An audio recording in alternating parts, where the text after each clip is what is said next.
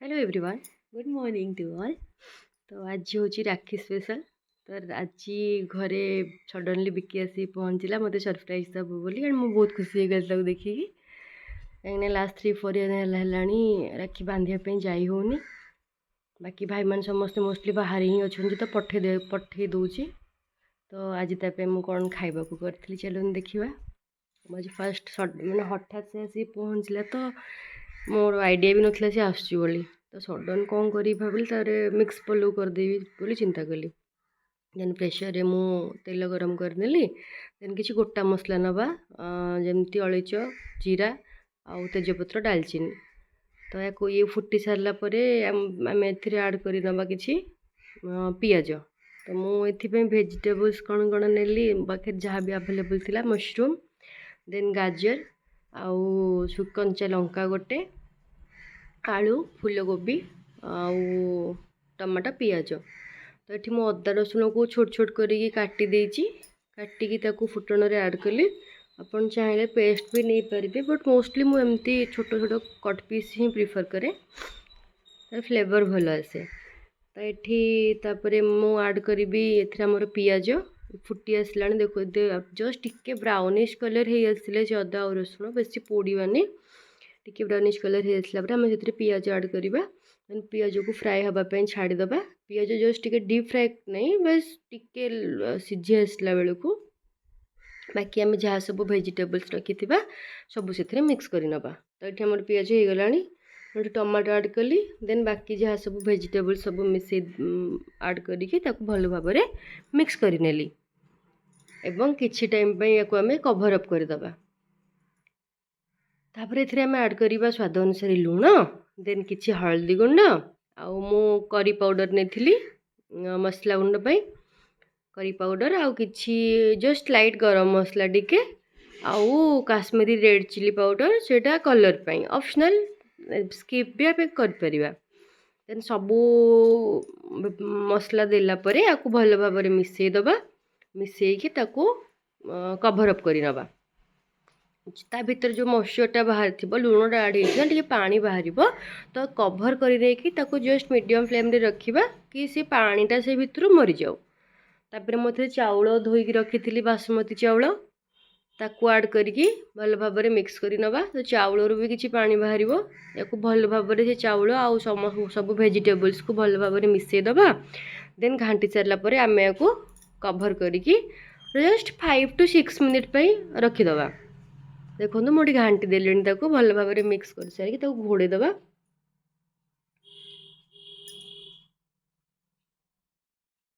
तो ये आमर फाइनाली हो गला जहाँ पानी से सब मरीगला चाउल भी दाना दाना टिके जो सीझी आसला आम ए पानी ऐड करवा। तो मुझे गोटे कप नहीं चाउल तो गोटे कप चाउल मेजरमेंट हिसाब से मुझे 1.5 कप पानी ऐड करी।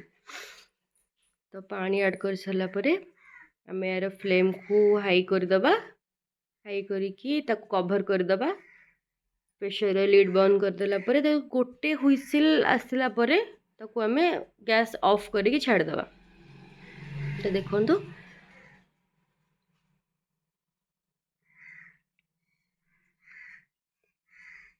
या छाड़दबा ये हाँपाई प्रेशर आसला पर्यंत ता भितर आम मसला ग्रेवी बनैबा मशरूम करी। तो ये मुझे पैन में किसी तेल और जीरा ऐड कली देन ता संगे अदा और रसुण को काटी जस्ट टिके भाजीदबा। तार कंचाड़िया अंशटा जस्ट फ्लेवरटा आसे कंचा कंचार से फ्लेवरटा न आसवाई तो आम भाजीदबा। यापर आम एड कर नबा पियाज पियाज सब एक संगे ऐड करके भी करें जो मोर छोट जगह है तेणु मुझे अल्प अल्प कर नेली। तो अदा रसुण पियाज आउ टमाट ये सबू को आम जस्ट अल्प टिके तेल भाजीदबा। से भाजी सारापर सबको आम ठंडा हाँपाई बाहर छाड़ीदबा एवं या ग्राइंड करके गोटे भल पेस्ट बनैबा जोटा कि आम ग्रेवी आमर रोटा आम मशरूम बनैला बेले से ग्रेवीटा आम से ऐड करवा।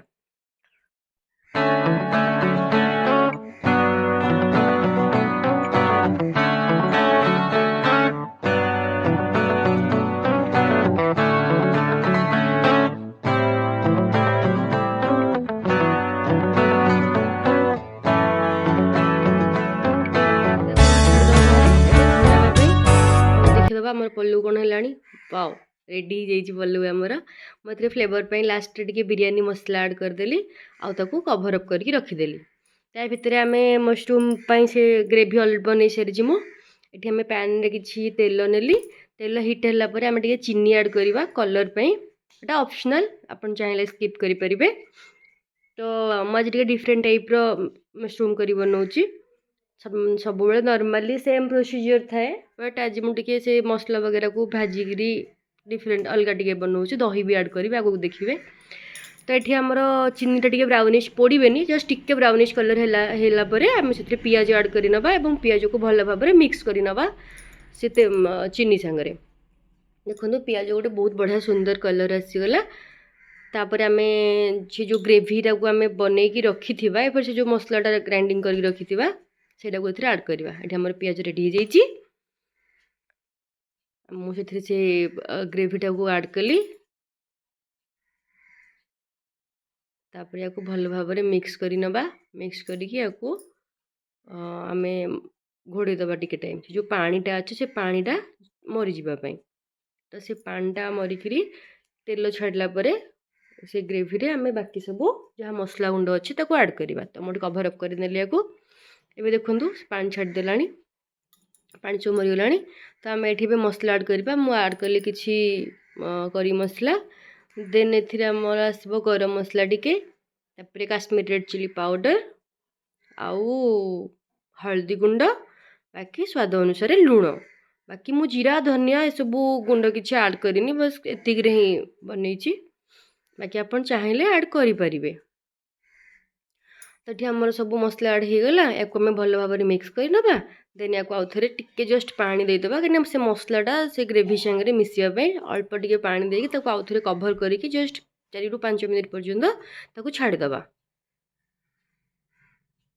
जमती से मसलाटा भल भाव में आम ग्रेवी सांगे मिक्स हम।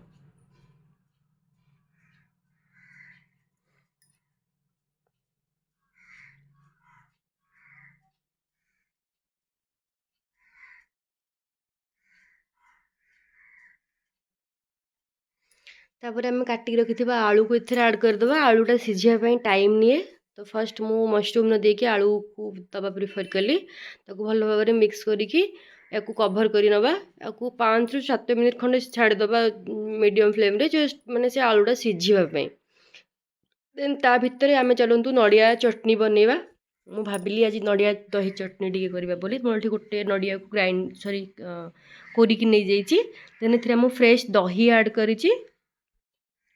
आ खट्टा दही नेबेनी जदि आप खट्टा प्रिफर करते ताहले नहीं पारती बट फ्रेश दही रे भल लगे। देन मुझे 3 चम्मच चीनी ऐड करिछि आउ आमर टेस्ट अकॉर्डिंग लुण एतिकी सब नहीं भल भाव में मिक्स करनवा। मिक्स करके पानी ऐड करवा जेहेतु लुण आ चीनी अच्छी से पानी छाड़ तेणु पानी जमा भी ऐड करेंगे। या भल भाव में मिक्स करके आम कभर करके रखीदे। खाइला टाइम रे एथिरे आमे पियाज ऐड करबा। जदि आगुरु ऐड करनबा से पियाजटा स्मेल हुए तेणु सेटा स्किप करिनेबे। जस्ट खाइबा बेलू को छोट छोट कट पीस करके पियाज काटिनेबे और सेथिरे ऐड करिकरी ताको सर्व करिवे। तो या भितर आमर ये आलू सीझी गलानी। एबे मो एथिरे ऐड करदेली मशरूम या भल भाव में से ग्रेवी सांगे मिक्स करनबा। मिक्स करके या पानी जमा भी दबानी कहीं एथुरु पानी बाहर आम जानी छतुर पानी बाहर। तो या कभर करके छाड़देवा सीझापी। ता भितर चिप्स बनवाई मु परिबा काटी नेली आलू फूलकोबी बैगण कदली एतिकी वेजिटेबल्स मो पाखे अवेलेबल थिला। तो बहुत टाइम भी नथिला तेणु मु एथिरे ऐड करनेली आमर चिप्स पाउडर आउ मत जस्ट यही वाला चिप्स पाउडरटा टिके मते अलणा लगे तेणु टिके लुण भी ऐड कली। मोस्टली चिप्स पाउडर रे सब जिन मिक्स थाए तो किसी ऐड करने को पड़ेनि बस से मिक्स कर देकी आम वेजिटेबल सांगे छाणीदेले हो गला रेडी। यहाँ गोटे माने जल्दबाजी टाइम रे यहाँ भल गोटे भल ऑप्शन। तो मुझे भल भाव में मिक्स कर नहीं। देन आम ए देखा आमर छतु कौन है देखो से पानी छाड़देला आमर मशरूम। तो या आम आउ टिके टाइम सीझापी छाड़देवा घोड़ेकी। या भितर मुझे गोटे पैन रे तेल ऐड करनेली या गरम है आम से जो रखी मिक्स करी वेजिटेबल्स छणा चिप्स से ऐड करवा या भल भाव में मिक्स करनवा। आउ तो फाइनली आमर ये चिप्स भी रेडी हो जाइए।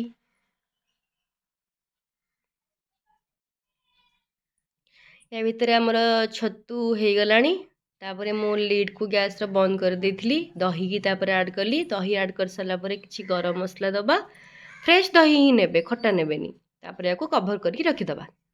आइठी आमर चिप्स भी रेडी होगला। तो आजिर खाइबा चलते देखिबा कौन ହେଇଛି।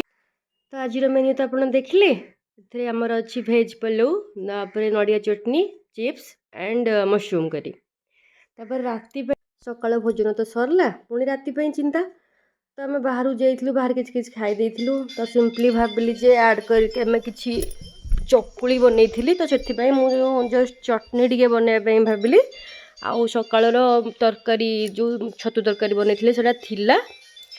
तो चलतु चटनी कौन कली देखा मु बुट डाली चटनी बनवाई भाविली यहाँ मुझे अनिता दीदी शिखी एक्चुअली मो घर गोटे थर जाइए से बहुत बढ़िया बनई बट से फ्राएड वाला बुट डाली नहीं मो पाखे आवेलेबल नाला तेणु यहाँ मुझे नॉर्मल बुट डाली नहीं किसी टाइम भाजीदेली आउ डीप फ्राए करवानी कहीं जब डीप फ्राए कले पिता लगे तापर ता सांगे आम रसुण अदा आउ टमाटो या भल भाव में भाजी देथिबा भाजिया मीन्स जस्ट टिके फ्राए ही करवा तापर या ग्राइंडर रे पकईकरी यार गोटे बढ़िया मिक्सचर रेडी करना जदि लंका टिके राग हेले स्पाइसी हेले एक्चुअली भल लगे चटनी बट आम घर मोस्टली लंका किए खाऊना तेणु मु लंका स्किप करी नहीं देखो मुझे गोटे बढ़िया ग्राइंड करी तार मिक्सचर बनई देती रेडी हो गला। तापर आम एथर फुटण करवा पैन रे मु तेल नेली किसी पंच फुटण आड करवा आउ से भुर्सुआ पत्र आड कर सारा पर जस्ट फुटण हो गला आम यहाँ को या से मिक्सचर आड कर मिक्स कर नवा। तो ये आम चटनी रेडी हो गला आउ तापर आम चकुली बनैबा से जो लंका आड करथिली से लंका राग फाग किसी ना गोटे खाली पकई देइथिली। तो ये मु चकुली बनै नेली तो किसी सोरिष तेल मोस्टली चकुली सोरिष तेल देले फ्लेवर भल लगे आम चकुली ये रेडी हो जाइए चकुली देन ता सांगरे चटनी आउ कौन थिला छेना पोड़ आउ सकाळ मशरूम करी एटा थिला रातिर डिनर। तो देखंतु बस तो आज ब्लॉग रे एति खाइबा थिला होप आपण मनकु पसंद आस्थिबो and thank you for watching.